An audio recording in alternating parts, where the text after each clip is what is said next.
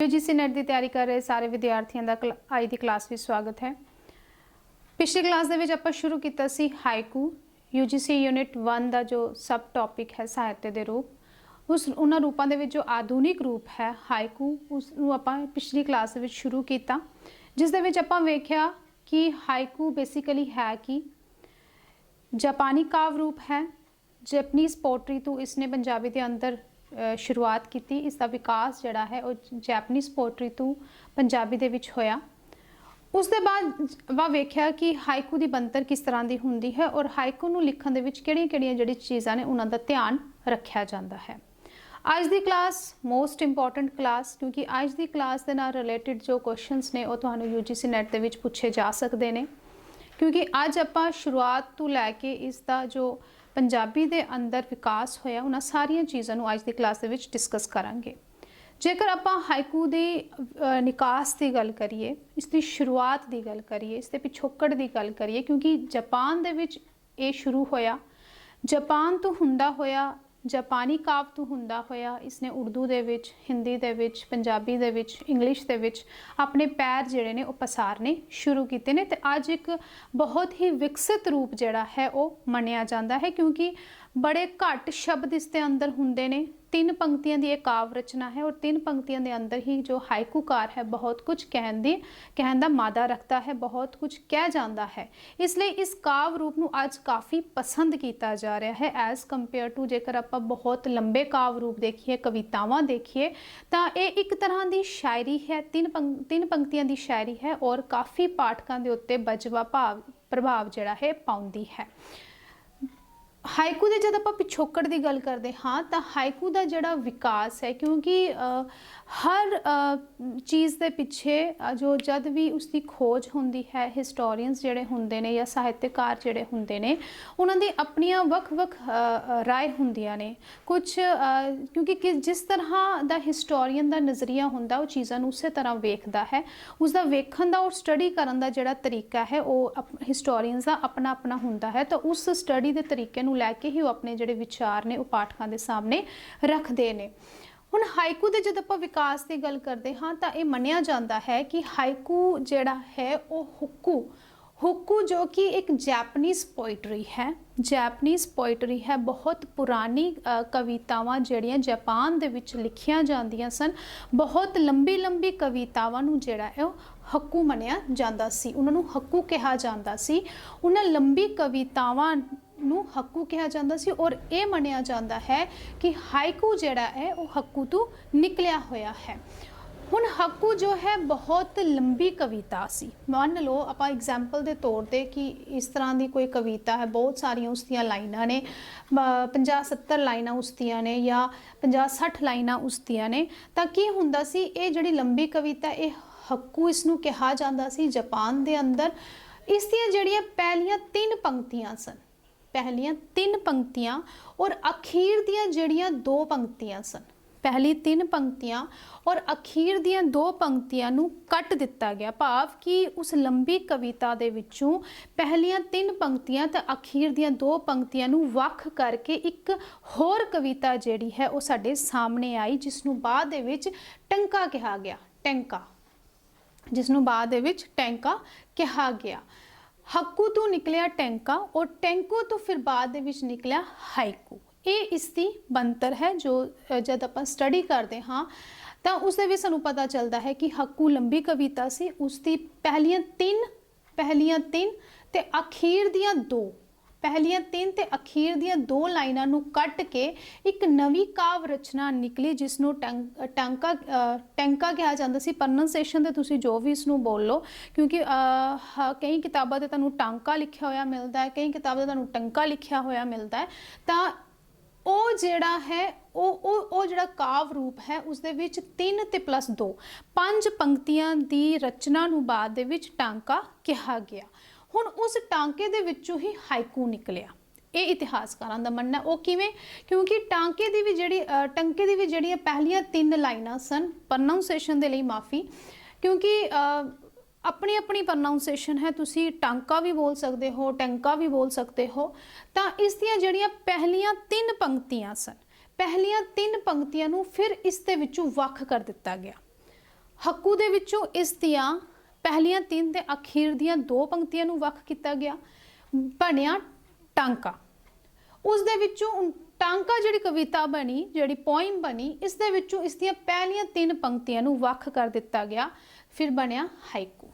ਇਹ ਇਸ ਦੀ ਜਿਹੜੀ ਪ੍ਰਾਚੀਨ ਜਿਹੜੀ ਇਸ ਦੀ ਥਿਉਰੀ ਹੈ ਉਹ ਸਾਨੂੰ ਦੱਸਦੀ ਹੈ ਕਿ ਟਾਂਕਾ ਤੋਂ ਜਿਹੜਾ ਹੈ ਫਿਰ ਹਾਈਕੂ ਨਿਕਲਿਆ, ਕਿਉਂਕਿ 3 ਪੰਕਤੀਆਂ ਦੀ ਰਚਨਾ ਹੈ ਤੇ ਪਹਿਲੀਆਂ 3 ਪੰਕਤੀਆਂ ਨੂੰ ਜਦ ਟਾਂਕਾ ਦੇ ਵਿੱਚੋਂ ਨਿਕਾਲ ਦਿੱਤਾ ਗਿਆ ਤਾਂ ਹਾਈਕੂ ਬਣ ਗਿਆ। ਜਦ ਆਪਾਂ ਦੂਜੀ ਇਸ ਦੀ ਥਿਊਰੀ ਦੀ ਗੱਲ ਕਰਦੇ ਹਾਂ ਤਾਂ 13ਵੀਂ ਸਦੀ ਦੇ ਵਿੱਚ ਕਿਹਾ ਜਾਂਦਾ ਹੈ ਕਿ 13ਵੀਂ ਸਦੀ ਦੇ ਵਿੱਚ ਇੱਕ ਜਾਪਾਨੀ ਕਵਿਤਾ ਸਾਨੂੰ ਮਿਲਦੀ ਹੈ ਜਿਸ ਦਾ ਨਾਮ ਸੀ ਰੇਂਗਾ, ਜਿਸ ਨੂੰ ਰੇਂਗਾ ਕਿਹਾ ਜਾਂਦਾ ਸੀ। ਹੁਣ ਰੇਂਗਾ ਹੈ ਕੀ ਸੀ ਬੇਸਿਕਲੀ? ਜਿਵੇਂ ਹਾਕੂ ਇੱਕ ਬਹੁਤ ਲੰਬੀ ਕਵਿਤਾ ਸੀ, ਲੰਬੀ ਕਵਿਤਾ ਨੂੰ ਹਾਕੂ ਕਿਹਾ ਜਾਂਦਾ ਸੀ, ਇਸੇ ਤਰ੍ਹਾਂ ਦੀ ਇੱਕ ਰੇਂਗਾ ਜਿਹੜੀ ਹੈ ਉਹ ਵੀ ਕਵਿਤਾ ਸੀ, ਔਰ ਇਸ ਦੇ ਵਿੱਚ ਤਕਰੀਬਨ 100 ਜਿਹੜੇ ਸਾਨੂੰ ਸਟੈਂਜਰਸ ਮਿਲਦੇ ਸਨ। 100 ਤੋਂ ਵੱਧ ਵੀ ਹੋ ਸਕਦੇ ਨੇ, ਮੈਕਸਿਮਮ ਜਿਹੜੇ ਸਾਨੂੰ 100 ਇਸ ਦੇ ਵਿੱਚ ਸਟੈਂਜਾ ਸਾਨੂੰ ਮਿਲਦੇ ਸਨ। ਔਰ ਇਸ ਦੇ ਵਿੱਚ ਜਿਹੜਾ ਹੈ ਉਹ ਕਿਵੇਂ ਕੰਮ ਕੀਤਾ ਜਾਂਦਾ ਸੀ, ਇਹ ਕਿਸ ਤਰ੍ਹਾਂ ਦੀ ਪੋਇਮ ਸੀ, ਥੋੜਾ ਜਿਹਾ ਆਪਾਂ ਇਸ ਨੂੰ ਵੇਖ ਲੈਂਦੇ ਹਾਂ। ਰੇਂਗਾ ਦੇ ਵਿੱਚ ਕੀ ਸੀ, ਜਿਵੇਂ ਮੈਂ ਇੱਕ ਕਵੀ ਹਾਂ, ਮੈਂ ਕੁਝ ਪੰਕਤੀਆਂ ਉਚਾਰੀਆਂ, ਕੁਝ ਉਹਨਾਂ ਪੰਕਤੀਆਂ ਦੇ ਵਿੱਚ ਕੋਈ ਸਵਾਲ ਹੈ, ਫਿਰ ਅਗਲਾ ਕਵੀ ਕੀ ਕਰਦਾ ਸੀ, ਮੇਰੇ ਤੋਂ ਇਲਾਵਾ ਜਿਹੜਾ ਕਵੀ ਹੁੰਦਾ ਸੀ ਉਹ ਕੀ ਕਰਦਾ ਸੀ, ਉਹਨਾਂ ਪੰਕਤੀਆਂ ਦੇ ਵਿੱਚ ਜੋ ਮੈਂ ਸਵਾਲ ਪੁੱਛਿਆ ਹੈ ਉਸ ਸਵਾਲ ਦਾ ਫਿਰ ਉਹ ਆਪਣੀ ਪੰਕਤੀਆਂ ਦੇ ਵਿੱਚ ਜਵਾਬ ਦਿੰਦਾ ਸੀ। ਫਿਰ ਉਸ ਦੀਆਂ ਪੰਕਤੀਆਂ ਦੇ ਵਿੱਚ ਕਹੀ ਹੋਈ ਗੱਲ ਨੂੰ ਫਿਰ ਅਗਲਾ ਜਿਹੜਾ ਕਵੀ ਹੈ ਉਹ ਆਪਣੀ ਪੰਕਤੀਆਂ ਦੇ ਵਿੱਚ ਉਸ ਦਾ ਜਵਾਬ ਦਿੰਦਾ ਸੀ। ਮੈਂ ਇਸ ਨੂੰ ਥੋੜਾ ਜਿਹਾ ਇਸ ਨੂੰ डिटेल ਦੇ ਵਿੱਚ ਸਮਝਾਉਣ ਦਾ ਯਤਨ ਕਰਾਂ, ਕਿਉਂਕਿ ਜਦ ਤੱਕ ਆਪਾਂ ਚੀਜ਼ਾਂ ਨੂੰ ਕਲੀਅਰ ਨਹੀਂ ਕਰਾਂਗੇ ਤਬ ਤੱਕ ਸਾਨੂੰ ਇਸ ਦੇ ਪਿਛੋਕੜ ਦੇ ਬਾਰੇ ਚ ਨਹੀਂ ਪਤਾ ਚੱਲੇਗਾ। ਮੰਨ ਲਓ ਕਿ ਮੈਂ ਇਹ 3 ਪੰਕਤੀਆਂ ਲਿਖੀਆਂ, 1 2 3। ਹੁਣ ਇਸ ਦੇ ਵਿੱਚ ਇਹ ਲਿਖੀਆਂ ਮੈਂ, ਫਸਟ ਪਰਸਨ, ਇੱਕ ਪਹਿਲਾ ਕਵੀ। ਇਹ 3 ਪੰਕਤੀਆਂ ਮੈਂ ਲਿਖ ਦਿੱਤੀਆਂ, ਇਸ ਦੇ ਵਿੱਚ ਮੈਂ ਕੋਈ ਚੀਜ਼ ਕਹੀ ਜਾਂ ਕਿਸੇ ਚੀਜ਼ ਨੂੰ ਬਿਆਨ ਕੀਤਾ। ਹੁਣ ਅਗਲਾ ਕਵੀ ਕੀ ਕਰਦਾ ਹੈ, ਇਹਨਾਂ ਪੰਕਤੀਆਂ ਨੂੰ ਆਧਾਰ ਬਣਾ ਕੇ ਉਹ ਆਪਣੀ ਗੱਲ ਅਗਲੀਆਂ 3 ਪੰਕਤੀਆਂ ਦੇ ਵਿੱਚ ਆਖਦਾ ਹੈ। ਪਰ ਇਸ ਦੀ ਖੂਬਸੂਰਤੀ ਇਹ ਹੈ ਕਿ ਇਹ ਜਿਹੜੀਆਂ ਪੰਕਤੀਆਂ ਨੇ, ਜੋ ਅਗਲਾ ਕਵੀ, ਜੋ ਸੈਕਿੰਡ ਜੋ ਪੋਇਟ ਹੈ, ਜੋ ਗੱਲ ਕਹਿ ਰਿਹਾ ਹੈ, ਉਸ ਦੀ ਗੱਲ ਇਸ ਦੇ ਨਾਲ ਮੇਲ ਖਾਂਦੀ ਹੈ, ਭਾਵ ਕਿ ਇਹ ਜਿਹੜੀ ਚੀਜ਼ਾਂ ਨੇ ਆਪਸ ਦੇ ਵਿੱਚ ਜੁੜਦੀਆਂ ਨੇ। ਹੁਣ ਇਸਨੇ ਵੀ ਲਿਖ ਦਿੱਤੀ, ਇਹ ਇਸਨੇ ਲਿਖੀ, ਇਹ ਦੂਸਰੇ ਕਵੀ ਨੇ ਲਿਖੀ। ਹੁਣ ਤੀਸਰਾ ਕਵੀ ਆਇਆ, ਉਸਨੇ ਕੀ ਕੀਤਾ, ਉਸਨੇ ਇਸ ਨੂੰ ਆਧਾਰ ਬਣਾ ਕੇ ਜੋ ਇਸ ਕਵੀ ਨੇ ਕਿਹਾ, ਇਸ ਦੀ ਗੱਲ ਨੂੰ ਆਧਾਰ ਬਣਾ ਕੇ ਫਿਰ ਉਸਨੇ ਖੂਬਸੂਰਤੀ ਢੰਗ ਦੇ ਨਾਲ ਆਪਣੀ ਰਚਨਾ ਕੀਤੀ, ਆਪਣੀਆਂ ਕੁਝ ਪੰਕਤੀਆਂ ਇਸ ਦੇ ਵਿੱਚ ਕਹੀਆਂ। ਤੀਜਾ ਕਵੀ ਆ ਗਿਆ। ਹੁਣ ਕੀ ਹੁੰਦਾ ਸੀ ਕਿ ਇਹ ਜਿਹੜੀ ਕਵਿਤਾ ਹੈ ਇਸ ਤਰ੍ਹਾਂ ਚਲਦੀ ਸਿਲਸਿਲੇਵਾਰ ਜਿਹੜੀ ਕਵਿਤਾ ਹੈ ਉਹ ਚਲਦੀ ਰਹਿੰਦੀ ਸੀ, ਔਰ ਇਸ ਦੇ ਵਿੱਚ 1-2 ਪੋਇਟਸ ਜਿਹੜੇ ਨੇ ਉਹ ਮਿਲ ਕੇ ਜਾਂ ਉਸ ਤੋਂ ਵੱਧ ਵੀ ਹੋ ਸਕਦੇ ਨੇ, ਉਹ ਕੀ ਕਰਦੇ ਸਨ, ਕੋਲੈਬੋਰੇਸ਼ਨ ਦੇ ਵਿੱਚ, ਮਤਲਬ ਕਿ ਟੀਮ ਦੇ ਵਿੱਚ ਇੱਕ ਜਿਹੜਾ ਕੰਮ ਹੈ, ਇੱਕ ਜਿਹੜੀ ਕਵਿਤਾ ਹੈ ਉਹ ਲਿਖੀ ਜਾਂਦੀ ਸੀ, ਜਿਸ ਨੂੰ ਆਪਾਂ ਕਹਿ ਸਕਦੇ ਹਾਂ ਕਿ ਕੋਲੈਬੋਰੇਸ਼ਨ, ਉਹਨਾਂ ਕਵੀਆਂ ਦੀ ਕੋਲੈਬੋਰੇਸ਼ਨ ਹੁੰਦੀ ਸੀ। ਜਿਵੇਂ ਆਪਾਂ ਅੱਜ ਵੀ ਵੇਖਦੇ ਹਾਂ ਕੋਈ ਸਕ੍ਰਿਪਟ ਲਿਖੀ ਜਾਂਦੀ ਹੈ, ਉਸ ਦੇ ਵਿੱਚ ਪੂਰੀ ਟੀਮ ਹੁੰਦੀ ਹੈ, ਕੁਝ ਲੋਕ ਉਸ ਦੇ ਵਿੱਚ ਡਾਇਲੌਗਸ ਲਿਖੇ ਜਾਂਦੇ ਨੇ, ਵਿਲਨ ਦੇ ਡਾਇਲੌਗਸ ਨੇ, ਹੀਰੋ ਦੇ ਡਾਇਲੌਗਸ ਨੇ, ਜਾਂ ਜਿਹੜੇ ਅਦਰ ਕਰੈਕਟਰਸ ਨੇ ਉਹਨਾਂ ਦੇ ਡਾਇਲੌਗਸ ਹੁੰਦੇ ਨੇ। ਤਾਂ ਇੱਕ ਟੀਮ ਵਰਕ ਕੀਤਾ ਜਾਂਦਾ ਹੈ, ਟੀਮ ਵਰਕ ਹੋ ਕੇ ਫਿਰ ਉਹ ਜਿਹੜੀ ਸਕ੍ਰਿਪਟ ਹੈ ਉਹ ਪੂਰੀ ਤਿਆਰ ਕੀਤੀ ਜਾਂਦੀ। ਇਸੇ ਤਰ੍ਹਾਂ ਤੁਸੀਂ ਇਸ ਨੂੰ ਸਮਝ ਲਓ ਕਿ ਇਹ ਇੱਕ ਐਸੀ ਪੋਇਮ ਸੀ, 100 ਤੋਂ ਵੱਧ ਸਟੈਂਜੇ ਇਸ ਦੇ ਵਿੱਚ ਹੁੰਦੇ ਸਨ, ਬਹੁਤ ਲੰਬੀ ਕਵਿਤਾ ਇਸ ਨੂੰ ਕਿਹਾ ਜਾਂਦਾ ਸੀ, ਰੇਂਗਾ ਨੂੰ। ਔਰ ਇਸ ਦੇ ਵਿੱਚ ਕਵੀ ਜਿਹੜੇ ਨੇ ਉਹ ਮਿਲ ਕੇ ਜਿਹੜਾ ਹੈ ਇਸ ਕਵਿਤਾ ਨੂੰ ਪੂਰਾ ਕਰਦੇ ਸਨ। ਖੂਬਸੂਰਤੀ ਇਹ ਹੁੰਦੀ ਸੀ ਕਿ ਇਹ ਜਿਹੜੀ ਕਵਿਤਾ ਹੈ ਉਸ ਦੇ ਵਿੱਚ ਕਹੀ ਹੋਈ ਗੱਲ ਜਿਹੜੀ ਹੈ, ਜਿਹੜੀ ਚੱਲ ਰਹੀ ਗੱਲ ਹੈ, ਉਹ ਆਪਸ ਦੇ ਵਿੱਚ ਬੜੀ ਖੂਬਸੂਰਤ ਢੰਗ ਦੇ ਨਾਲ ਮੇਲ ਖਾਉਂਦੀ ਸੀ। ਤਾਂ ਰੇਂਗਾ ਜਿਹੜਾ ਹੈ, ਹੁਣ ਕੀ ਹੋਇਆ, ਹੁਣ ਕੁਝ ਕਵੀ ਕੁਝ ਜਿਹੜੇ ਸਾਹਿਤਕਾਰ ਨੇ ਉਹ ਕਹਿੰਦੇ ਨੇ ਕਿ 13ਵੀਂ ਸਦੀ ਦੇ ਵਿੱਚ ਐਸੀ ਕਵਿਤਾਵਾਂ ਜਿਹੜੀ ਸਾਨੂੰ ਜੈਪਨੀਜ਼ ਪੋਇਟਰੀ ਦੇ ਅੰਦਰ ਮਿਲਦੀਆਂ ਨੇ। ਹੁਣ ਕੀ ਹੁੰਦਾ ਹੈ ਕਿ ਜਿਹੜੀ ਰੇਂਗਾ ਦੀ ਜਿਹੜੀ ਪਹਿਲੀ 3 ਲਾਈਨਾਂ ਨੇ, ਜੋ ਸ਼ੁਰੂਆਤੀ ਇਸ ਦਾ ਵਾਕਾਂਸ਼ ਹੈ, ਜਿੱਥੋਂ ਇਹ ਸ਼ੁਰੂ ਹੁੰਦੀ ਸੀ, ਉਹਨਾਂ 3 ਲਾਈਨਾਂ ਨੂੰ ਜਿਹੜਾ ਹੈ ਇਸ ਤੋਂ ਵੱਖ ਕਰ ਦਿੱਤਾ ਗਿਆ। ਉਹਨਾਂ 3 ਲਾਈਨਾਂ ਨੂੰ ਇਸ ਤੋਂ 3 ਲਾਈਨਾਂ ਜਿਹੜੀਆਂ ਨੇ, ਇਸ ਦੀ ਸ਼ੁਰੂਆਤੀ 3 ਲਾਈਨਾਂ ਨੂੰ ਵੱਖ ਕਰਕੇ ਜਿਹੜਾ ਹੈ ਸਾਨੂੰ ਹਾਈਕੂ ਮਿਲਦਾ ਹੈ। ਉਹ ਜਿਹੜੀਆਂ 3 ਲਾਈਨਾਂ ਨੇ, ਇਸ ਦੇ ਸ਼ੁਰੂਆਤੀ ਵਾਕਾਂਸ਼ ਨੂੰ 3 पंक्तियां ਨੂੰ ਇਸ ਤੋਂ ਵੱਖ ਕਰ ਦਿੱਤਾ ਗਿਆ ਔਰ ਬਾਅਦ ਦੇ ਵਿੱਚ ਉਹ ਹਾਈਕੂ ਬਣਿਆ। ਇਹ ਕੁਝ ਇਤਿਹਾਸਕਾਰਾਂ ਦਾ ਕਹਿਣਾ ਇਹ ਹੈ। ਜਿਵੇਂ ਆਪਾਂ ਦੂਜੇ ਪੁਆਇੰਟ ਦੇ ਵੀ ਦੇ ਸਕਦੇ ਹਾਂ ਕਿ ਜਾਪਾਨੀ ਕਵਿਤਾ ਰੇਂਗਾ ਦੀ ਸ਼ੁਰੂਆਤੀ ਵਾਕਾਂਸ਼ ਵਜੋਂ ਸ਼ੁਰੂ ਹੋਇਆ, ਕਿ ਹਾਈਕੂ ਜਿਹੜਾ ਹੈ ਰੇਂਗਾ ਦੀ 3 ਪੰਕਤੀਆਂ ਨੂੰ ਇਸ ਤੋਂ ਵੱਖ ਕਰਕੇ ਜਿਹੜਾ ਹਾਈਕੂ ਹੈ ਉਹ ਇੱਕ ਨਵਾਂ ਕਾਵ ਰੂਪ ਸਾਡੇ ਸਾਹਮਣੇ ਆਉਂਦਾ ਹੈ। ਉਸ ਦੇ ਬਾਅਦ ਕੀ ਹੁੰਦਾ ਹੈ ਕਿ 16ਵੀਂ ਸਦੀ ਦੇ ਵਿੱਚ, ਇਹ ਆਪਾਂ ਸਾਰੀ ਜੈਪਨੀਜ਼ ਪੋਇਟਰੀ ਦੀ ਗੱਲ ਕਰ ਰਹੇ ਹਾਂ ਕਿਉਂਕਿ ਜਾਪਾਨ ਦੇ ਵਿੱਚ ਇਸ ਦੀ ਸ਼ੁਰੂਆਤ ਹੋਈ ਹੈ, ਤਾਂ ਆਪਾਂ ਜਾਪਾਨੀ ਲਿਟਰੇਚਰ ਨੂੰ ਹੀ ਸਟੱਡੀ ਕਰ ਰਹੇ ਹਾਂ, ਉਸ ਦੀ ਹੀ ਗੱਲ ਕਰ ਰਹੇ ਹਾਂ। ਤਾਂ 16ਵੀਂ ਸਦੀ ਦੇ ਵਿੱਚ ਕੀ ਹੁੰਦਾ ਹੈ ਕਿ ਇੱਕ ਛੋਟਾ ਹਾਈਕੂ ਰੇਂਗਾ ਤੋਂ ਵੱਖ ਹੋਇਆ। ਹੁਣ ਛੋਟਾ ਹਾਈਕੂ ਮੈਂ ਆਪਾਂ ਗੱਲ ਕਰਕੇ ਆ ਚੁੱਕੀ ਹਾਂ, 13ਵੀਂ ਸਦੀ ਦੇ ਵਿੱਚ ਰੇਂਗਾ ਹੁੰਦਾ ਸੀ। 16ਵੀਂ ਸਦੀ ਦੇ ਵਿੱਚ ਆਉਂਦੇ ਆਉਂਦੇ ਕੀ ਹੋਇਆ ਕਿ ਰੇਂਗਾ ਤੋਂ ਜਿਹੜੀ ਲਾਈਨਾਂ ਨੇ ਉਹ ਵੱਖ ਕਰ ਦਿੱਤੀਆਂ ਗਈਆਂ ਔਰ ਜਿਸ ਨੂੰ ਨਾਮ ਦਿੱਤਾ ਗਿਆ ਹਾਈਕੂ।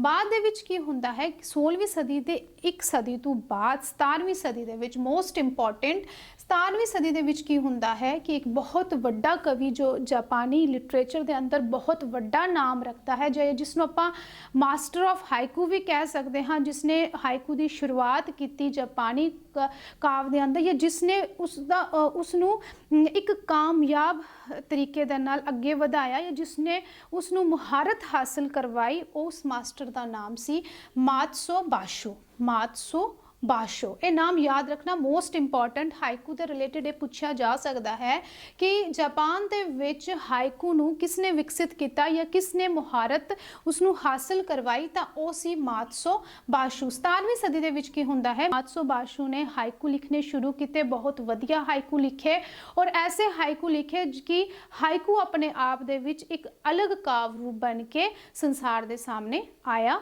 ਲਿਟਰੇਚਰ ਦੇ ਵਿੱਚ, ਸਾਹਿਤਯ ਦੇ ਵਿੱਚ ਉਸਨੇ ਆਪਣੇ ਪੈਰ ਪਸਾਰਨੇ ਸ਼ੁਰੂ ਕਰ ਦਿੱਤੇ, ਆਪਣੀ ਸ਼ੁਰੂਆਤ ਕਰ ਦਿੱਤੀ ਔਰ ਇਸ ਇਨਸਾਨ ਨੇ ਹੀ, ਇਸ ਪੋਇਟ ਨੇ ਹੀ ਉਸ ਨੂੰ ਜਿਹੜਾ ਹੈ ਵਿਕਸਿਤ ਕੀਤਾ 17ਵੀਂ ਸਦੀ ਦੇ ਅੰਦਰ। ਤੋਂ 17ਵੀਂ ਸਦੀ ਦੇ ਅੰਦਰ ਜਾਪਾਨ ਦੇ ਵਿੱਚ ਹਾਈਕੂ ਜਿਹੜਾ ਹੈ ਉਹ ਇੰਡੀਪੈਂਡੈਂਟ ਕਾਵ ਰੂਪ ਧਾਰਨ ਕਰ ਚੁੱਕਾ ਸੀ। 17ਵੀਂ ਸਦੀ ਦੇ ਵਿੱਚ ਆਪਾਂ ਵੇਖਿਆ ਕਿ ਬਾਸ਼ੋ ਨੇ ਹਾਈਕੂ ਦੇ ਰੂਪ ਨੂੰ ਵਿਕਸਿਤ ਕੀਤਾ, ਮੁਹਾਰਤ ਹਾਸਲ ਕਰਵਾਈ। ਬਾਸ਼ੋ ਬੇਸਿਕਲੀ ਇਸਨੇ ਪੂਰੇ ਜਾਪਾਨ ਦੀ ਯਾਤਰਾ ਕੀਤੀ ਔਰ ਜੋ ਇਸ ਦੇ ਐਕਸਪੀਰੀਅੰਸ ਰਹੇ, ਜਿੱਥੇ ਵੀ ਇਹ ਗਿਆ ਉੱਥੇ ਇਸਨੇ ਚੀਜ਼ਾਂ ਨੂੰ ਬੜੀ ਬਾਰੀਕੀ ਦੇ ਨਾਲ, ਕੁਦਰਤ ਨੂੰ ਬੜੀ ਬਾਰੀਕੀ ਦੇ ਨਾਲ ਸਮਝਿਆ, ਜਾਣਿਆ ਔਰ ਜਿੱਥੇ ਜਿੱਥੇ ਜਾਂਦਾ ਰਿਹਾ ਉਸੇ ਤਰ੍ਹਾਂ ਇਸ ਦੇ ਜਿਹੜੇ ਹਾਈਕੂ ਜਦ ਇਹ ਲਿਖਦਾ ਰਿਹਾ ਉਸ ਦੇ ਵਿੱਚ ਜਿਹੜੇ ਇਸ ਦੇ ਸਬਜੈਕਟ ਨੇ ਉਹ ਇਸ ਦੇ ਟਰੈਵਲ ਦੇ ਨਾਲ ਜਿਹੜੇ ਨੇ ਚੇਂਜ ਹੁੰਦੇ ਰਹੇ ਨੇ, ਕਿਉਂਕਿ ਜਿੱਥੇ ਗਿਆ ਉਸ ਜਗ੍ਹਾ ਦਾ ਐਕਸਪੀਰੀਅੰਸ ਇਸਨੇ ਲਿਆ ਔਰ ਆਪਣੇ ਐਕਸਪੀਰੀਅੰਸ ਨੂੰ ਇਹ ਆਪਣੇ ਸਬਜੈਕਟ ਦੇ ਰੂਪ ਦੇ ਵਿੱਚ ਹਾਈਕੂ ਆਪਣੇ ਜਿਹੜੇ ਹਾਈਕੂ ਲਿਖੇ ਔਰ ਉਹਨਾਂ ਦੇ ਵਿੱਚ ਜੋ ਸਬਜੈਕਟ ਹੈ ਉਹ ਆਪਣੇ ਐਕਸਪੀਰੀਅੰਸ ਦੇ ਨਾਲ ਭਰਦਾ ਗਿਆ। ਉਸ ਦੇ ਬਾਅਦ ਆਪਾਂ ਵੇਖਦੇ ਹਾਂ ਕਿ 18ਵੀਂ ਸਦੀ ਦੇ ਵਿੱਚ ਜੋ ਸਾਨੂੰ ਅਗਲਾ ਹਾਈਕੂਕਾਰ ਮਿਲਦਾ ਹੈ ਜਾਪਾਨ ਦੇ ਅੰਦਰ, ਉਹ ਹੈ ਬੁਸਨ। ਬੁਸਨ ਦੇ ਵੀ ਸਾਨੂੰ ਕਾਫੀ ਹਾਈਕੂ ਜਿਹੜੇ ਨੇ ਉਹ ਲਿਖੇ ਹੋਏ ਮਿਲਦੇ ਨੇ, ਕਾਫੀ ਇਸਨੇ ਨਾਮਨਾ ਜਿਹੜਾ ਹੈ ਉਹ ਖਟਿਆ ਹੈ। 18ਵੀਂ ਸਦੀ ਦੇ ਅੰਤ ਔਰ 19ਵੀਂ ਸਦੀ ਦੇ ਆਰੰਭ ਦੇ ਵਿੱਚ ਇੱਕ ਹੋਰ ਹਾਈਕੂਕਾਰ ਜਾਪਾਨ ਦੇ ਅੰਦਰ ਪਨਪਦਾ ਹੈ, ਉਹ ਹੈ ਈਸਾ। ਇਸ ਦੇ ਵੀ ਕਾਫੀ ਹਾਈਕੂ ਜਿਹੜੇ ਨੇ ਉਹ ਪ੍ਰਕਾਸ਼ਿਤ ਹੋਏ, ਵਿਕਸਿਤ ਹੋਏ ਔਰ ਕਾਫੀ ਮਾਣ ਉਹਨਾਂ ਨੇ ਹਾਸਿਲ ਕੀਤਾ। 19ਵੀਂ ਸਦੀ ਦੇ ਅੰਤ, ਕਿਉਂਕਿ ਇਹ ਸਿਰਫ ਇੱਕ ਨਾਂ ਹੈ, ਕਿਉਂਕਿ ਇਹ ਉਹ ਨਾਂ ਨੇ ਜਿਹੜੇ ਪਾਪੂਲਰ ਰਹੇ, ਇਸ ਤੋਂ ਇਲਾਵਾ ਵੀ ਬਹੁਤ ਸਾਰੇ ਹਾਈਕੂਕਾਰ ਹੋਏ, ਪਰ ਆਪਾਂ ਆਪਣੇ ਸਬਜੈਕਟ ਦੇ ਰਿਲੇਟਡ ਹੀ ਗੱਲ ਕਰਾਂਗੇ ਕਿ ਜਿਹੜੀਆਂ ਚੀਜ਼ਾਂ ਸਾਨੂੰ ਚਾਹੀਦੀਆਂ ਨੇ ਉਹਨਾਂ ਚੀਜ਼ਾਂ ਨੂੰ ਆਪਾਂ ਪੜ੍ਹੀਏ। ਤਾਂ ਇਹ ਕੁਝ ਇੰਪੋਰਟੈਂਟ ਨਾਂ ਨੇ ਕਿਉਂਕਿ ਜਿਨ੍ਹਾਂ ਦਾ ਨਾਂ ਜੋ ਆਪਣੀ ਆਪਣੀ ਸਦੀ ਦੇ ਅੰਦਰ ਜਿਹੜੇ ਫੇਮਸ ਰਹੇ ਨੇ। 19ਵੀਂ ਸਦੀ ਦੇ ਅੰਦਰ ਜਦ ਆਪਾਂ ਗੱਲ ਕਰਦੇ ਹਾਂ ਤਾਂ ਮਾਸਾਓਕਾ ਸ਼ਿਕੀ ਜਿਹੜਾ ਹੈ ਜਾਪਾਨ ਦੇ ਅੰਦਰ ਹਾਈਕੂਕਾਰ ਬਣ ਕੇ ਉਭਰਦਾ ਹੈ ਔਰ 20ਵੀਂ ਸਦੀ ਦੀ ਸ਼ੁਰੂਆਤ ਔਰ 19ਵੀਂ ਸਦੀ ਦੇ ਅੰਤ ਦੀ ਜਦ ਆਪਾਂ ਗੱਲ ਕਰਦੇ ਹਾਂ ਤਾਂ ਤਾਕਾਹਾਮਾ ਕੋਇਸ਼ੀ ਜਿਹੜਾ ਹੈ ਉਹ ਸਾਨੂੰ ਨਜ਼ਰ ਆਉਂਦਾ ਹੈ। ਹੁਣ ਹਾਈਕੂ ਜਿਹੜਾ ਹੈ ਮੰਨਿਆ ਜਾਂਦਾ ਹੈ ਕਿ ਹਾਈਕੂ ਉਸ ਸਮੇਂ ਵਿਕਸਿਤ ਹੋਇਆ ਜਦ ਜਾਪਾਨ ਦੇ ਅੰਦਰ ਈਡੋ ਪੀਰੀਅਡ ਆਪਾਂ ਵੇਖਦੇ ਹਾਂ, ਕਿਉਂਕਿ ਜਦ ਜਾਪਾਨ ਦੇ ਜੋ ਪੀਰੀਅਡਸ ਨੇ, ਜਾਪਾਨ ਦੇ ਅੰਦਰ ਜੋ ਲਿਟਰੇਚਰ ਲਿਖਿਆ ਗਿਆ ਜਾਂ ਜਾਪਾਨ ਦੇ ਅੰਦਰ ਜੋ ਪੀਰੀਅਡਸ ਰਹੇ, ਕਿਉਂਕਿ ਹਰ ਸਮਾਜ ਦੇ ਅੰਦਰ, ਹਰ ਦੇਸ਼ ਦੇ ਅੰਦਰ ਆਪਣੇ ਆਪਣੇ ਕਾਲ ਰਹੇ, ਜਿਵੇਂ ਸਾਡੇ ਇੱਥੇ ਮੁਗਲ ਕਾਲ ਰਿਹਾ, ਸਿੱਖ ਕਾਲ ਰਿਹਾ, ਹੋਰ ਵੀ ਆਪਾਂ ਵੇਖਦੇ ਹਾਂ। ਤਾਂ ਇਹ ਜਿਹੜਾ ਕਾਲ ਰਿਹਾ, ਇਹ ਜਿਹੜਾ ਸਮਾਂ ਰਿਹਾ ਜਿਸ ਸਮੇਂ ਦੇ ਵਿੱਚ ਹਾਈਕੂ ਜਿਹੜਾ ਜਾਪਾਨ ਦੇ ਅੰਦਰ ਵਿਕਸਿਤ ਹੋਇਆ ਉਸਨੂੰ ਈਡੋ ਪੀਰੀਅਡ ਕਿਹਾ ਜਾਂਦਾ ਹੈ, ਜਾਂ ਆਪਾਂ ਕਹਿ ਲਈਏ ਤੋਕਾਗਾਵਾ ਸ਼ਾਗੂਨੇਟ ਪੀਰੀਅਡ। ਤੋਕਾਗਾਵਾ ਸ਼ਾਗੁਨੇਟ ਪੀਰੀਅਡ ਇਸ ਨੂੰ ਕਿਹਾ ਜਾਂਦਾ ਹੈ। ਇਸੇ ਦਾ ਨਾਮ ਹੈ ਈਡੋ ਪੀਰੀਅਡ, ਜੋ ਸਮਾਂ ਰਿਹਾ 1603 ਤੋਂ ਲੈ ਕੇ 1867 ਤੱਕ। ਮੋਸਟ ਇੰਪੋਰਟੈਂਟ 1603 ਤੋਂ ਲੈ ਕੇ 1867 ਦਾ ਜਿਹੜਾ ਪੀਰੀਅਡ ਰਿਹਾ, ਇਸ ਪੀਰੀਅਡ ਦੇ ਅੰਦਰ ਜਿਹੜਾ ਹੈ ਹਾਈਕੂ ਉਹ ਵਿਕਸਿਤ ਹੁੰਦਾ ਹੈ, ਉਹ ਇੰਡੀਪੈਂਡੈਂਟ ਰੂਪ ਧਾਰਨ ਕਰਦਾ ਹੈ। ਔਰ ਇਹ ਉਹ ਪੀਰੀਅਡ ਸੀ, ਕਿਉਂਕਿ ਮੰਨਿਆ ਜਾਂਦਾ ਹੈ ਜਾਪਾਨ ਦੇ ਅੰਦਰ ਇਹ ਉਹ ਪੀਰੀਅਡ ਸੀ ਜੋ ਬੜਾ ਹੀ ਸ਼ਾਂਤੀਪੂਰਵਕ ਪੀਰੀਅਡ ਰਿਹਾ, ਜਿਸ ਦੇ ਵਿੱਚ ਸਮਾਜ ਜਿਹੜਾ ਹੈ ਬਿਹਤਰ ਹੋਇਆ, ਜਿਸ ਦੇ ਵਿੱਚ ਸਮਾਜ ਬਹੁਤ ਹੀ ਖੁਸ਼ਹਾਲ ਸੀ, ਬੜਾ ਪੀਸਫੁਲ ਜਿਹੜੇ ਲੋਕ ਸਨ ਉਹ ਰਹਿ ਰਹੇ ਸਨ। ਔਰ ਇਸ ਪੀਸਫੁਲ ਮਾਹੌਲ ਦੇ ਵਿੱਚ ਹੀ ਹਾਈਕੂ ਦੀ ਜਿਹੜੀ ਸ਼ੁਰੂਆਤ ਹੈ ਉਹ ਹੁੰਦੀ ਹੈ। ਹੁਣ ਹਾਈਕੂ ਕੀ ਹੈ? ਹਾਈਕੂ ਬੇਸਿਕਲੀ मैं पहले भी गल कर चुकी हाँ, या पिछली क्लास दे विच आपां गल कीती कि हाइकू जिहड़ा है जापान दे विच इसकी शुरुआत हुई, पर आस्ते आस्ते जिहड़ा ये काव रूप है ये होर भाषावां दे विच अपना प्रभाव पांदा रहा। जिवें आपां देखते हैं कि इंग्लिश दे विच, क्योंकि जापानी पोइट्री तो बाद इसने जिहड़ा अपना रूप है वो इंग्लिश दे विच धारण किया। इंग्लिश के जिहड़े पोइट्स ने इस तो प्रभावित होए और इंग्लिश दे विच फिर हाइकू जिहड़े ने वो लिखे गए ने। हाइकू की गल जब आप होर भाषावां दे अंदर करते हाँ, तो अंग्रेजी दे विच जब आप इसके पिछोकड़ नूं वेखीए, हाइकू जब जापानी काव तो निकल के अंग्रेजी भाषा के अंदर प्रवेश करता है तो 20वीं सदी का वो समा रहिंदा है। 20वीं सदी के आरंभ दे विच ये प्रवेश करता है। दो चित्रकार हुंदे ने जिन्हां दे द्वारा ये अंग्रेजी भाषा के अंदर एंटर हुंदा है। एक है एजरा पाउंड और दूसरे ने टी.ई. हुलमे। तुसीं इसका स्क्रीनशॉट भी लैके रख सकते हो, क्योंकि स्क्रीनशॉट बहुत शॉर्ट दे विच मैं लिखिया होया, तुसीं अपनी लैंग्वेज दे विच इसनूं एलैबोरेट करके पूरा एक आंसर जिहड़ा है वो कोट कर सकते हो। तो स्क्रीनशॉट नाल जरूर लिया करो, क्योंकि बाद दे विच चीज़ां जिहड़ियां ने भुल जांदियां ने, या फिर क्लास दे चलदे होए ही तुसीं अपने नोट्स जिहड़े ने वो प्रिपेयर कर सकते हो। अंग्रेजी भाषा तो बाद जब आपां इसकी प्रसिद्धि की गल करते हाँ, तो दूजे विश्व युद्ध के बाद ये जिहड़ा पूरे संसार भर दे विच प्रसिद्धि हासिल करता है सेकेंड वर्ल्ड वार तो बाद। अंग्रेजी भाषा तो बाद जब आपां उर्दू की गल करिए तो उर्दू भाषा दे विच 1922 ईस्वी दे विच जद पाकिस्तान जिहड़ा भारत है, अज दा जिहड़ा भारत है, ये इकट्ठे हुंदे ने, जद वंड नहीं हुई हुंदी तद ये जिहड़ा है सांझे भारत के अंदर प्रवेश करता है। उर्दू भाषा दे विच 1922 ईस्वी दे विच सैयद हसन अबिद जाफरी जिन्हां दा बहुत ही उर्दू लिटरेचर के अंदर बहुत ही नामना है, वो उस समय एक जर्नल जिहड़ा है वो जर्नल जिहड़ा है वो इंट्रोड्यूस होया हुंदा है, जिसनों आपां Urdu literary journal of India के नाम दे नाल पुकारते हैं, जिसका नाम सी निगार। निगार दे विच जिहड़े सैयद हसन आबिद जाफरी ने ये हाइकू नूं इंट्रोड्यूस करते हैं। हाइकू तो इलावा जिहड़ी होर भी जैपनीज़ जिहड़ी पोइट्री की जिहड़ी फॉर्म्स ने, जिवें आपां टांका पढ़ के आ चुके हाँ, या होर जिहड़ी इसकी फॉर्म्स ने उन्हां नूं भी अपने आर्टिकल के अंदर प्रवेश करवाउंदे ने, उन्हां दा इंट्रोडक्शन देंदे ने, और इन्हां दे इंट्रोडक्शन दे नाल इन्हां दे आर्टिकल दे नाल ही जिहड़ा है हाइकू की जिहड़ी शुरुआत है वो उर्दू भाषा के अंदर हुंदी है। हुण जेकर आपां उर्दू भाषा की गल करिए तो इसनूं मिनी गज़ल भी कहा जाता है। मिनी गज़ल, हाइकू नूं मिनी गज़ल भी कहा जाता है। मिनी गज़ल या इसनूं नज़म दे नाल भी इसनूं इक्वालिटी दिती जाती है, क्योंकि गज़ल नज़म और हाइकू की जब आपां गल करते हैं तो इन्हां दे विच जिहड़े तत्त ने वो एक समान तत्त सानूं नज़र आउंदे ने, क्योंकि संखेपता इन्हां दे विच सानूं नज़र आउंदी है, सुंदरता सानूं इन्हां दे विच नज़र आउंदी है। उस दे बाद जिहड़ा प्रभावशाली जिहड़ी शब्द कला वरती जाती है दोनों के अंदर, क्योंकि बहुत सीमित अल्फाजां दे विच किसी चीज़ नूं, किसी उद्देश्य नूं पाठकां दे सामने रखा जाता है।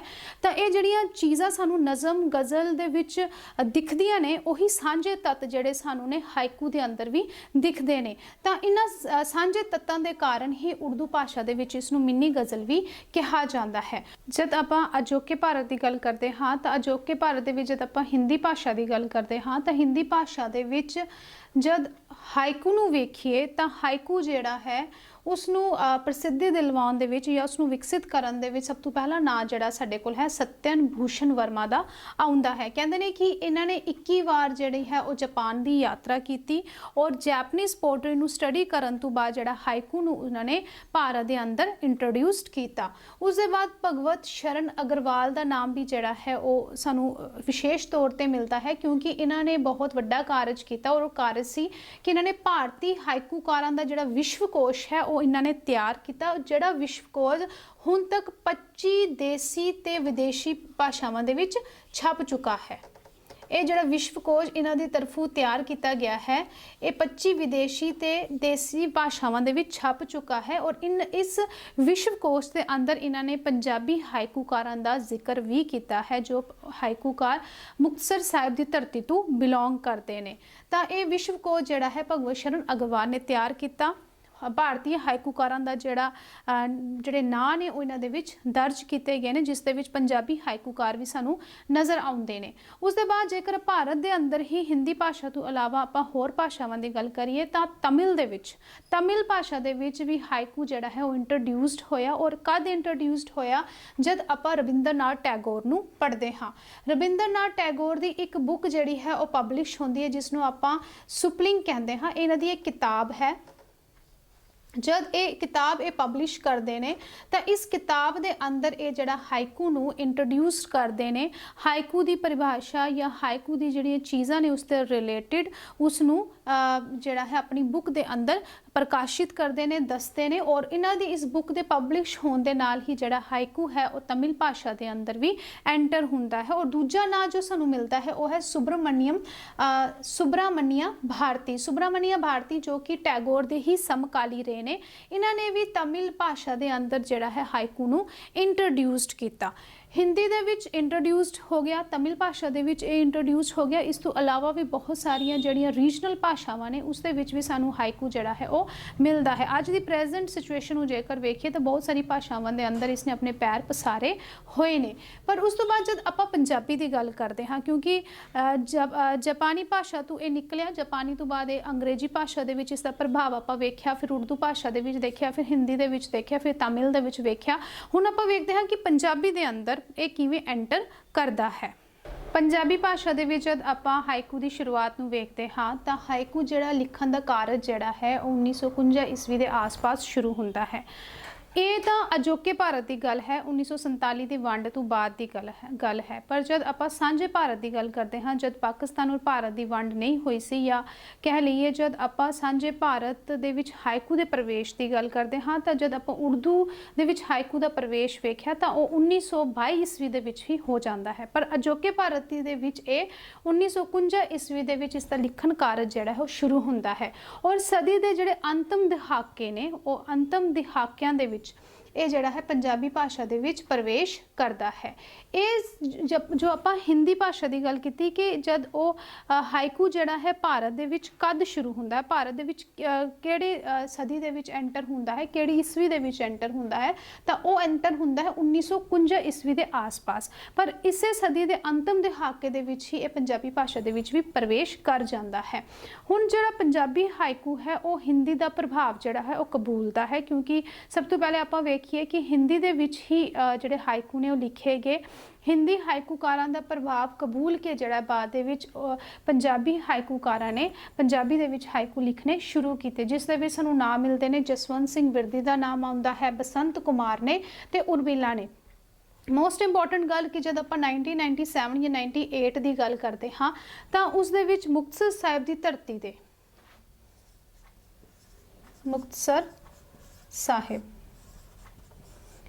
साहिब की धरती के जोड़े सानू समाचार ने, 3 समाचार सानू मिलते हैं, या कह लीए पत्रिकावां जिहड़ियां ने सानू मिलदियां ने।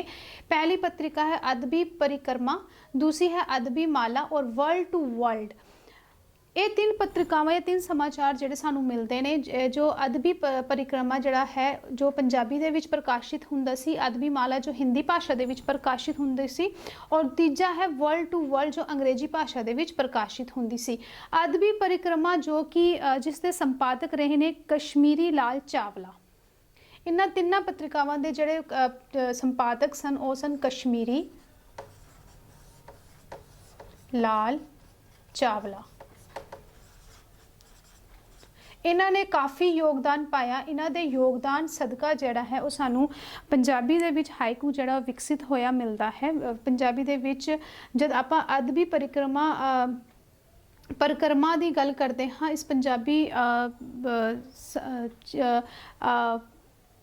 इस पंजाबी समाचार या इस पंजाबी पत्रिका की गल करते हाँ तो इस दे विच जिहड़े मुक्तसर धरती के नाल जिहड़े संबंधित हाइकूकार सन, उन्हां हाइकूकारां दे जिहड़े लिखे हुए हाइकू सन उन्होंने इस पत्रिका दे विच प्रकाशित किया गया तो फिर काफ़ी मान ते सम्मान जिहड़ा है हाइकू साहित्य नूं जिहड़ा है वो मिलिया है। उस दे बाद जब आपां अगे चल के होर गल करते हाँ तो सानू पंजाबी हाइकू पुस्तकां भी मिलदियां ने, क्योंकि ये सारी जिहड़ी गल है ये गल हो रही है एक जो कॉन्फ्रेंस है, जो कॉन्फ्रेंस हुई दिल्ली यूनिवर्सिटी दे विच, जो कॉन्फ्रेंस हुई जो हाइकू सैमीनार रखा गया और जिसनों संबोधित किया डॉक्टर परमजीत कौर जो कि दिल्ली यूनिवर्सिटी दे विच प्रोफैसर सन, उन्हों की जो कही हुई गल है या उन्होंने द्वारा जो आर्टिकल जो रखा गया, जो चीज़ां पेश की गया उसके आधार पर आपां गल कर रहे हाँ। वो दसते उन्होंने जो दसिया उस कॉन्फ्रेंस के विच वो ही सी कि उन्होंने पंजाबी पुस्तकों का वेरवा भी जिहड़ा है वो दिता है। पंजाबी हाइकू पुस्तकों का, हाइकू पुस्तकां सानू मिलदियां ने।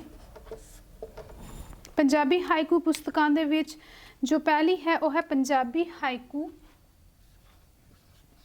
पंजाबी हाइकू। ये पुस्तक जो है कश्मीरी लाल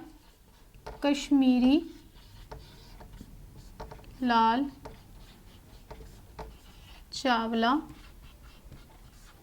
कश्मीरी लाल चावला अते जरनैल सिंह भुल्लर दी है, अते जरनैल सिंह भुल्लर।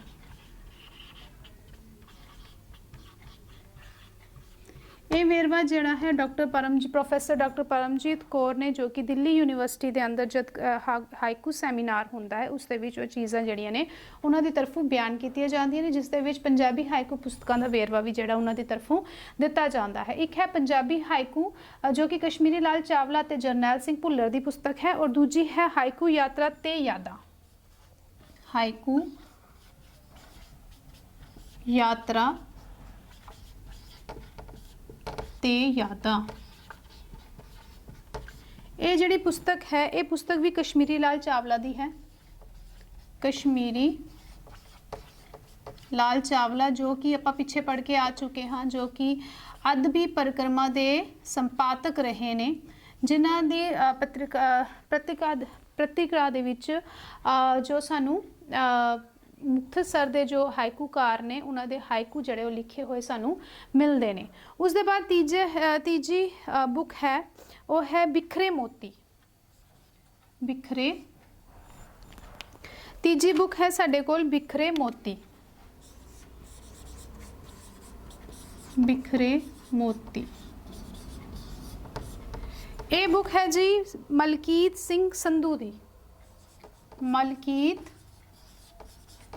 सिंह संधू, ये इन्हां दी बुक है मलकीत सिंह संधू। और चौथी किताब है समय दी सूई, समय दी सूई। ये किताब है मनोहर सिंगल दी, मनोहर सिंगल। ये चार किताबों का जिहड़ा वेरवा है वो प्रोफैसर परमजीत कौर जो हाइकू सैमीनार दिल्ली यूनिवर्सिटी के अंदर रखा गया उस दे विच उन्होंने दिता। चार बुकां उन्होंने दसियां पंजाबी हाइकू पुस्तकां जो पंजाबी हाइकू यात्रा ते यादां, बिखरे मोती और समय दी सूई। इस तो बाद जेकर आपां वेखीए तां परमिंदर कौर सोढी ने, परमिंदर सोढी उन्हां दी सानू एक बुक मिलती है, परमिंदर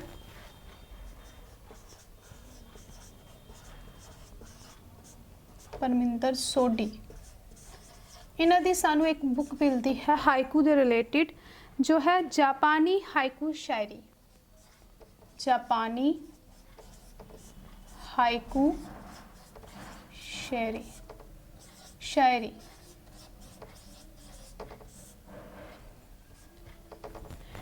इस ਇਸ ਤੋਂ ਇਲਾਵਾ ਵੀ ਜੇਕਰ ਆਪਾਂ ਵੇਖੀਏ ਅੱਜ ਦੇ ਪ੍ਰੈਜ਼ੈਂਟ ਸਿਨੈਰੀਓ ਨੂੰ ਵੇਖੀਏ ਤਾਂ ਅੱਜ ਹਾਈਕੂ ਜਿਹੜਾ ਹੈ ਕਾਫੀ ਵਿਕਸਿਤ ਹੋ ਚੁੱਕਿਆ ਰੂਪ ਹੈ ਪੰਜਾਬੀ ਸਾਹਿਤ ਦੇ ਅੰਦਰ। ਕਾਫੀ ਜਿਹੜੇ ਸੈਮੀਨਾਰਸ ਨੇ ਉਹ ਦਿਨ ਪ੍ਰਤੀ ਦਿਨ ਜਿਹੜੇ ਵੱਖ-ਵੱਖ ਯੂਨੀਵਰਸਿਟੀਜ਼ ਦੇ ਅੰਦਰ ਆਰਗੇਨਾਈਜ਼ ਕੀਤੇ ਜਾਂਦੇ ਨੇ। ਇਸ ਸਾਹਿਤਯ ਰੂਪ ਨੂੰ ਹੋਰ ਉਭਾਰਿਆ ਜਾ ਰਿਹਾ ਹੈ। ਬੇਸ਼ੱਕ ਉਹ ਅਲੱਗ-ਅਲੱਗ ਪ੍ਰੋਫੈਸਰ ਹੋਣ ਵੱਖ-ਵੱਖ ਯੂਨੀਵਰਸਿਟੀਜ਼ ਦੇ ਜਾਂ ਫਿਰ ਇੰਡੀਪੈਂਡੈਂਟ ਜਿਹੜੇ ਸਾਹਿਤਕਾਰ ਹੁੰਦੇ ਨੇ ਜਿਹੜੇ ਲਿਖਣ ਦੇ ਸ਼ੌਂਕ ਰੱਖਦੇ ਨੇ, ਉਹ ਅੱਜ ਵੀ ਇਸ ਰੂਪ ਨੂੰ ਕਾਫੀ ਪਸੰਦ ਕਰਦੇ ਨੇ। ਪਾਠਕ ਵੀ ਕਾफ़ी पसंद करते हैं क्योंकि ਆਪਾਂ पहले ही डिस्कस करके आ चुके हैं कि बहुत छोटा रूप है, पढ़न ਦੇ ਵਿੱਚ जो है ज़्यादा समय नहीं लगता और बजबा प्रभाव ਜਿਹੜਾ ਹੈ ਪਾਠਕਾਂ ਦੇ ਉੱਤੇ ਪਾਉਂਦਾ ਹੈ। ਤਾਂ ਅੱਜ ਦੀ ਕਲਾਸ ਦੇ ਵਿੱਚ ਆਪਾਂ ਵੇਖਿਆ ਕਿ ਜਿਹੜਾ ਹਾਈਕੂ ਹੈ ਉਸਦਾ ਪਿਛੋਕੜ ਕਿਸ ਤਰ੍ਹਾਂ ਦਾ ਰਿਹਾ। ਜਾਪਾਨੀ ਪੋਇਟਰੀ ਤੋਂ ਆਪਾਂ ਸ਼ੁਰੂ ਕੀਤਾ, ਜਾਪਾਨੀ ਕਾਵ ਤੋਂ ਆਪਾਂ ਸ਼ੁਰੂ ਕਰਕੇ ਪੰਜਾਬੀ ਕਾਵ ਤੱਕ ਇਸ ਨੂੰ ਲਿਆਉਂਦਾ ਕਿ ਕਿਵੇਂ ਸਟੈਪ ਬਾਈ ਸਟੈਪ ਇਹ ਹਰ ਭਾਸ਼ਾ ਦੇ ਅੰਦਰ ਪ੍ਰਵੇਸ਼ ਕਰਦਾ ਰਿਹਾ। ਅੱਜ ਦੀ ਕਲਾਸ ਦੇ ਵਿੱਚ ਆਪਾਂ ਜਾਣਿਆ ਹੈ ਕਿ ਹਾਈਕੂ ਦਾ ਪਿਛੋਕੜ ਕਿਸ ਤਰ੍ਹਾਂ ਦਾ ਰਿਹਾ। ਇਸ ਤੋਂ ਪਿਛਲੀ ਕਲਾਸ ਦੇ ਵਿੱਚ ਆਪਾਂ ਹਾਈਕੂ ਦੀ ਪਰਿਭਾਸ਼ਾ ਤੇ ਹਾਈਕੂ ਦੀ ਜਿਹੜੀ ਬਣਤਰ ਸੀ ਉਸ ਨੂੰ ਜਾਣਿਆ ਔਰ ਅੱਜ ਦੀ ਕਲਾਸ ਦੇ ਨਾਲ ਜਿਹੜਾ ਸਾਡਾ ਹਾਈਕੂ ਕਨਸੈਪਟ ਹੈ ਉਹ ਕਲੀਅਰ ਹੁੰਦਾ ਹੈ, ਕੰਪਲੀਟ ਹੁੰਦਾ ਹੈ। ਅਗਲੀ ਕਲਾਸ ਦੇ ਵਿੱਚ ਇੱਕ ਹੋਰ ਨਵੇਂ ਸਾਹਿਤ ਰੂਪ ਨੂੰ ਤੁਹਾਡੇ ਨਾਲ ਡਿਸਕਸ ਕਰਾਂਗੇ। ਇਸ ਤੋਂ ਇਲਾਵਾ ਆਪਾਂ ਜੋ ਹੈ ਅਗਲਾ ਵੀ ਜੋ ਸਬ ਟੌਪਿਕ ਹੈ ਯੂਨਾਨੀ ਕਾਵ ਸ਼ਾਸਤਰ ਉਸ ਨੂੰ ਵੀ ਸ਼ੁਰੂ ਕਰਨ ਦੀ ਕੋਸ਼ਿਸ਼ ਕਰਾਂਗੇ ਤਾਂ ਕਿ ਸਾਡੀ ਜਿਹੜੀ ਕਲਾਸਿਸ ਨੇ ਉਹ ਨਾਲ ਚੱਲਦੀਆਂ ਰਹਿਣ ਔਰ ਸਾਡਾ ਜਿਹੜਾ ਸਿਲੇਬਸ ਹੈ ਉਹ ਜਲਦੀ ਤੋਂ ਜਲਦੀ ਕੰਪਲੀਟ ਹੋ ਸਕੇ। ਤਾਂ ਅੱਜ ਦੀ ਕਲਾਸ ਲਈ ਧੰਨਵਾਦ।